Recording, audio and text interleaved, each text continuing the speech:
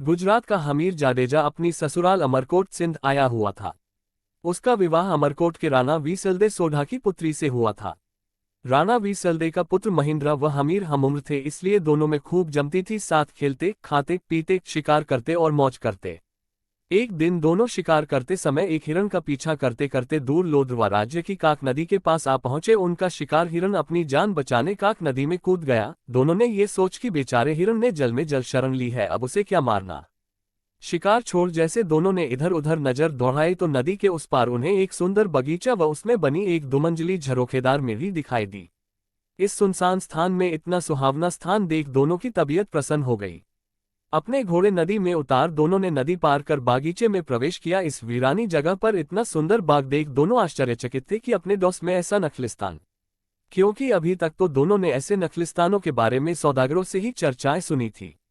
उनकी आवाजें सुन मिरी में बैठी मूमल ने झरोखे से नीचे झांक कर देखा तो उसे गर्दन पर लटके लंबे काले बाल, भौहों तक तनी हुई मूछें, चौड़ी छाती और मांसल भुजाओं वाले दो खूबसूरत नौजवान अपना पसीना सुखाते दिखाई दिए। मूमल ने तुरंत अपनी दासी को बुलाकर कर कहा, नीचे जा, नौकरों से कह इन सरदारों के घोड़े पकड़े व इनके रहने खाने का इंतजाम करे। दोनों किसी अच्छे राजपूत घर के लगते हैं, शायद रास्ता भूल गए हैं, इनकी अच्छी खातिर करा। मूमल के आदेश से नौकरों ने दोनों के आराम के लिए व्यवस्था की, उन्हें भोजन कराया। तभी मूमल की एक सहेली ने आकर दोनों का परिचय पूछा। हमीर ने अपना व महेंद्रा का परिचय दिया और पूछा कि तुम किसकी सहेली हो, ये सुंदर बाग व झरोखेदार मेढ़ी किसकी की है, और हम किस सुलक्षणी के मेहमान हैं।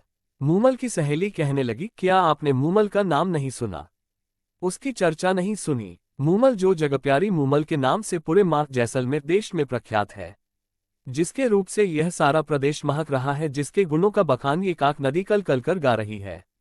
ये झरोखेदार मेढ़ी और सुंदर बाग उसी मूमल का है जो अपनी सहेलियों के साथ यहाँ अकेली ही रहती है। कहकर सहेली चली गई।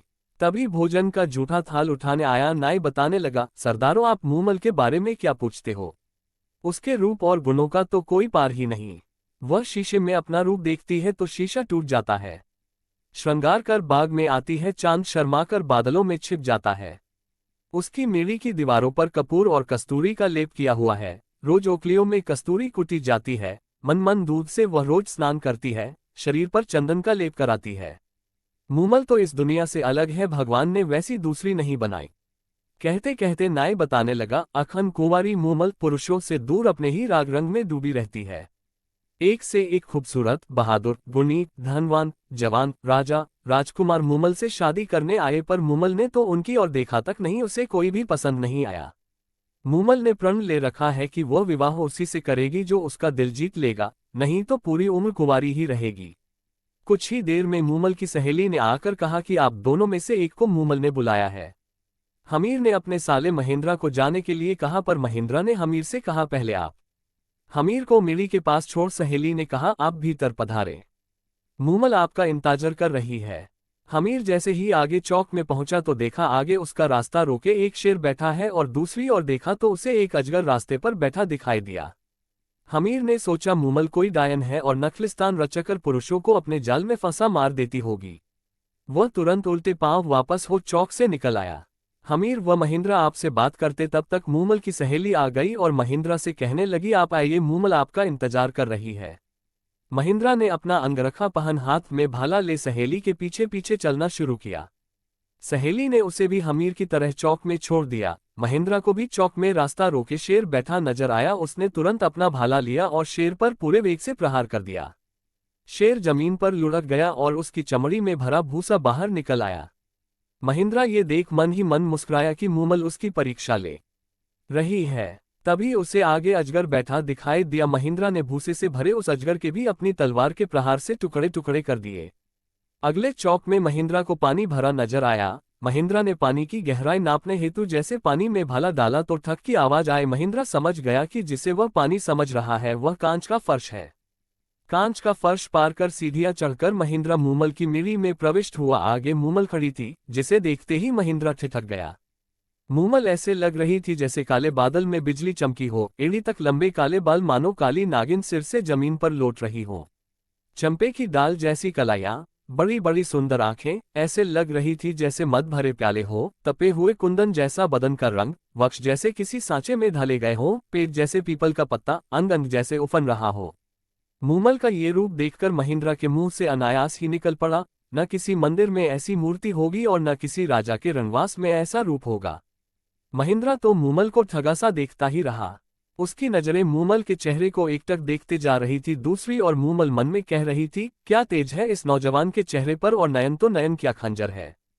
दोनों की नजरें आपस में ऐसे गड़ी की हटने का नाम ही नहीं ले रही थी। आखिर मूमल ने नजरें नीचे कर महिंद्रा का स्वागत किया। दोनों ने खूब बातें की, बातों ही बातों में दोनों एक दूसरे को कब दिल दे बैठे पता ही न चला, और न ही पता चला कि कब रात खत्म हो गई और कब सुबह का सूरज निकल आया। उधर हमीर को महिंद्रा के साथ कोई अनहोनी न हो जाए सोचकर नींद ही नहीं आई। सुबह होते ही उसने नाई के साथ संदेशा भेज महिंद्रा को बुलवाया और चलने को कहा।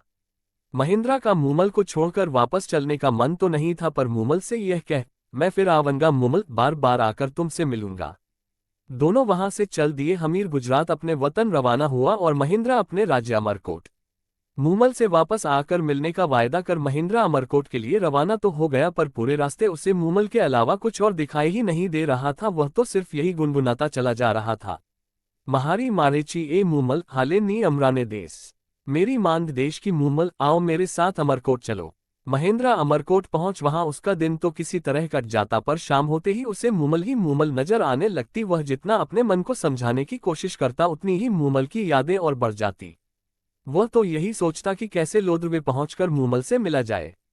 आखिर उसे सुझा कि अपने ऊंटों के टोले में ऐसा ऊंट खोजा जाए जो रातों रात लोद्रवे जाकर सुबह होते ही वापस अमरकोट आ सके।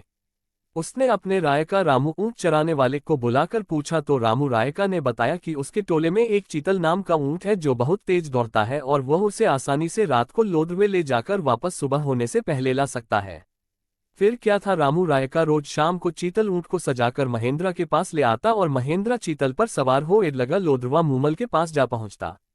तीसरे प्रहार महेंद्रा फिर चीतल पर चढ़ता और सुबह होने से पहले अमरकोट आ पहुंचता। महेंद्रा विवाहित था, उसके 7 पत्नियां थीं। मूमल के पास से वापस आने पर वह सबसे छोटी पत्नी के पास आकर सो जाता। इस तरह कोई 7-8 महीनों तक उसकी यही दिनचर्या चलती रही। इन महीनों में वह बाकी पत्नियों से तो मिला तक नहीं, इसलिए वे सभी सबसे छोटी बहू से ईर्ष्या करने लगी और एक दिन जाकर इस बात पर उन्होंने अपनी सास से जाकर शिकायत की। सास ने छोटी बहू को समझाया कि बाकी पत्नियों को भी महिंद्रा ब्याह कर लाया है, उनका भी उस पर हक बनता है, इसलिए महिंद्रा को उनके पास जाने से मत रोका कर। तब महिंद्रा की छोटी पत्नी ने अपनी सास को बताया कि महिंद्रा तो उसके पास रोज सुबह होने से पहले आता है और आते ही सो जाता है। उसे भी उससे बात किए कोई 7-8 महीने हो गए। वह कब कहाँ जाते हैं, कैसे जाते हैं, क्यों जाते हैं, मुझे कुछ भी मालूम नहीं। छोटी बहू की बातें सुन महिंद्रा की मां को शक हुआ और उसने यह बात अपनी पति राणा वीसलदे को बताई। चतुर वीसलदे ने छोटी बहू से पूछा कि जब महिंद्रा आता है तो उसमें क्या कुछ खास नजर आता है। छोटी बहू ने बताया कि जब रात के आखिरी प्रहर महिंद्रा आता है तो उसके बाल गीले होते हैं जिनमें से पानी टपक रहा होता है। चतुर वीसलदे ने बहू को हिदायत दी कि आज उसके बालों के नीचे कटोरा रख उसके भीगे बालों से टपके पानी को इकट्ठा कर मेरे पास लाना। बहू ने यही किया और कटोरे में एकत्र पानी वीसलदे के सामने हाजिर किया। वीसलदे ने पानी चख कर कहा, ये तो काक नदी का पानी है, इसका मतलब महिंद्रा जरूर मूमल की मैनवी में उसके पास जाता होगा। महिंद्रा की 7 पत्नियों को तो मूमल का नाम सुनकर जैसे आग लग गई। उन्होंने आपस में सलाह कर ये पता लगाया कि महिंद्रा वहां जाता कैसे है। जब उन्हें पता चला कि महिंद्रा चीतल नाम के ऊंट पर सवार हो मूमल के पास जाता है तो दूसरे दिन उन्होंने चीतल ऊंट के पैर तुड़वा दिए ताकि उसके बिना महिंद्रा मूमल के पास ना जा पाए। रात होते ही जब रामू रायका चीतल लेकर नहीं आया तो महिंद्रा उसके घर गया। वहां उसे पता चला कि चीतल के तो उसकी पत्नियों ने पैर तुड़वा दिए हैं। तब उसने रामू से चीतल जैसा दूसरा ऊंट मांगा।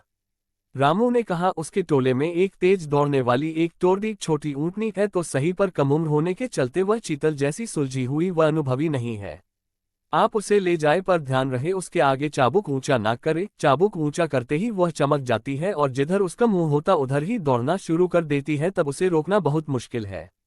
महिंद्रा टोरडी पर सवार हो लोद्रवा के लिए रवाना होने लगा, पर मूमल से मिलने की बेचैनी के चलते वह भूल गया कि चाबुक ऊंचा नहीं करना है और चाबुक ऊंचा करते ही टोरडी ने एड़ लगाए और सरपट भागने लगी। अंधेरी रात में महिंद्रा को रास्ता भी नहीं पता चला कि वह कहां पहुंच गया। थोड़ी देर में महिंद्रा को एक झोपड़े में दिया जलता नजर आया। वहां जाकर उसने उस क्षेत्र के बारे में पूछा तो पता चला कि वह लोद्रवा की जगह बाड़मेर पहुंच चुका है। रास्ता पूछ जब महेंद्र लोदरवा पहुंचा तब तक रात का तीसरा प्रहर बीत चुका था। मूमल उसका इंतजार कर सो चुकी थी, उसकी मैनवी में दिया जल रहा था। उस दिन मूमल की बहन सुमल भी मैनवी में आई थी, दोनों की बातें करते करते आंख लग गई थी। सहेलियों के साथ दोनों बहनों ने देर रात तक खेल खेले थे। सुमल ने खेल में पुरुषों के कपड़े पहन पुरुष का अभिनय किया था और वह बातें करती करती पुरुष के कपड़ों में ही मूमल के पलंग पर उसके साथ सो गई। महेंद्र मूमल की मैनवी पहुंचा, सीढ़ियां चढ़ जैसे ही मूमल के कक्ष में घुसा और देखा कि मूमल तो किसी पुरुष के साथ सो रही है। ये दृश्य देखते ही महेंद्र को तो लगा जैसे उसे एक साथ हजारों बिच्छुओं ने काट खाया हो। उसके हाथ में पकड़ा चाबुक वही गिर पड़ा और वह जिन पैरों से आया था उन्हीं से चुपचाप बिना किसी को कुछ कहे वापस अमरकोट लौट आया। वह मन ही मन सोचता रहा कि जिस मूमल के लिए मैं प्राण तक न्योछावर करने के लिए तैयार था वह मूमल ऐसी निकली। जिसके लिए मैं कोसों दूर से आया हूं वह पर पुरुष के साथ सोई मिलेगी। धिक्कार है ऐसी औरत पर। सुबह आंख खुलते ही मूमल की नजर जैसे महेंद्र के हाथ से छूटे चाबुक पर पड़ी। वह समझ गई कि महेंद्र आया था पर शायद किसी बात से नाराज होकर चला गया। उसके दिमाग में कई कल्पनाएं आती रही। कई दिनों तक मूमल महेंद्र का इंतजार करती रही कि वो आएगा और जब आएगा तो सारी गलतफहमियां दूर हो जाएंगी। पर महेंद्र नहीं आया। मूमल उसके वियोग में फीकी पड़ गई। उसने श्रृंगार करना छोड़ दिया, खाना पीना भी छोड़ दिया। उसकी कंचन जैसी काया काली पड़ने लगी। उसने महेंद्र को कई चिट्ठियां लिखी पर महेंद्र की पत्नियों ने वह चिट्ठियां महेंद्र तक पहुंचने ही नहीं दी। आखिर मूमल ने एक धोली गायक को बुला महेंद्र के पास भेजा पर उसे भी महेंद्र से नहीं मिलने दिया गया।